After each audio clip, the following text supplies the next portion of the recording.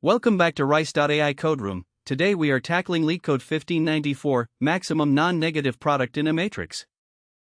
Let's explicitly explain the problem statement. We are given a grid and must travel from the top left corner to the bottom right corner, moving only down or right. Our goal is to maximize the product of all the numbers we collect along our path. If the maximum possible product is negative, we must return -1. Let's walk through an example. Consider this grid. If we take a path along the top and down the right, our product might be -16. However, by carefully picking our moves, like going down, right, we can multiply two negative numbers together, resulting in a maximum non-negative product of 8. For our thought process, we use dynamic programming. Because multiplying two negative numbers results in a positive number, simply tracking the maximum product at each step is not enough. Instead, at every cell, we must track both the maximum and the minimum product ending there.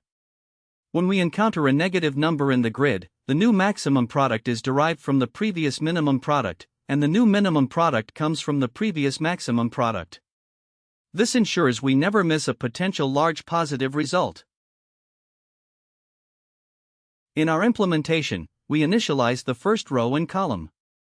Then, we iterate through the rest of the grid.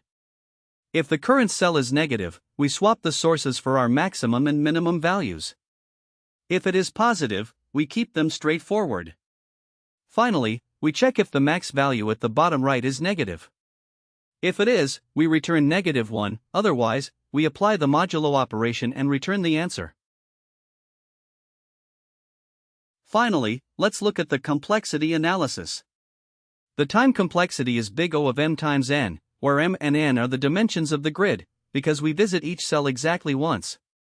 The space complexity is also big O of m times n to store the maximum and minimum tables, though it can be optimized to O of n. Thank you for watching.